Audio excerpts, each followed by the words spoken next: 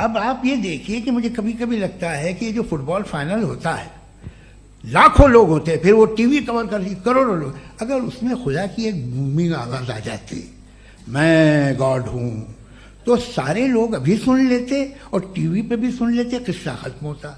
ये इतनी राजदारी क्या है कि तुम सामने कुछ तो सबूत दे दो हमें सॉलिड। ये कह साहब ये यूनिवर्स कैसे बनी, इससे मसला क्या हल होगा? मैं पूछूंगा आपसे खुदा कैसे बना, क्यों नहीं पूछूंगा कैसे बना? बल्कि वो तो कायनात से कहीं ज्यादा इंटेलिजेंट है, कायनात से कहीं ज्यादा कॉम्प्लेक्स। जी वो हमेशा से है, आप कहेंगे मैं मान लूंगा। अच्छा दोयम वो कादिर मुतलक, यानी कादिर मुतलक का मतलब ओमनीपोटेंट, जो चाहे कर सकता है, आपको नौकरी दिलवा सकता है, आपकी अच्छी जगह शादी करवा सकता है, आपके पड़ोसी का मुकदमा हरवा सकता है, आपको जिता सकता है, सब काम करता है। थोड़ा सा माइक क्लोज। वो इस दुनिया को चला कैसे रहा है, ये दुनिया कैसे चल रही है, आपको इस पर हैरत नहीं होती? या कयामत के बाद कभी एक जस्टिस होगा, जब ये बच्चा मर चुका होगा, जिसकी धज्जियां उड़ गई बम से, इसको इंसाफ मिलेगा तब। अच्छा अब जवाब दूं? हाँ दीजिए। मैं इसीलिए आप की तरफ। सबसे पहले आपने रेवलेशन और स्क्रिप्चर्स की बात की, इस पे मैं बात कर सकता हूं लेकिन आज नहीं करूंगा चूंकि वक्त कम है, कभी और इस पे डिस्कस करेंगे। मैं तैयार हूं उस पे भी बात करने के लिए। ये अभी से राउंड 2 की भूमिका तय हो रही है। Does God exist round 2?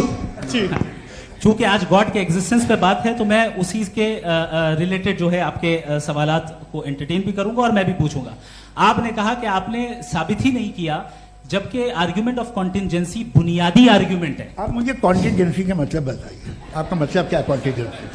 Contingency का मतलब यह हुआ कि हर वो वजूद जो किसी भी चीज का पाबंद है, हर वो वजूद या हर वो चीज जो अपने एग्जिस्टेंस में किसी भी चीज के पाबंद है और उससे बाउंड है, उसको उसकी जरूरत है, उस पर डिपेंड करती है, तो जाहिर सी बात है कि उसका कोई ना कोई कॉज होता है। ये तो अक्ल की बात है, ये आप रीजनिंग की बात करते हैं, मैं वही कर रहा हूं। दूसरी चीज आपने ये बात कही कि इतने बिलियन लाइट ईयर्स दूर है, उसका मेरा क्या लेना देना। फिर मेरे ख्याल से आपको ये नहीं कहना चाहिए I think therefore I am an atheist. आपको सोचना चाहिए, सिर्फ आप एक लिमिटेड दायरे में रहकर नहीं सोचें बल्कि बाहर निकलकर सोचें।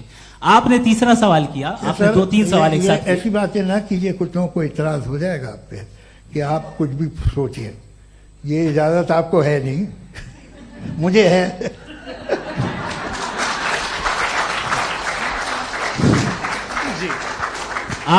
आपने प्रॉब्लम ऑफ इविल के ताल्लुक से सवाल किया और बार बार आप एक लफ्ज रिपीट कर रहे हैं कि ओमनीपोटेंट गॉड है, ऑल पावरफुल गॉड है।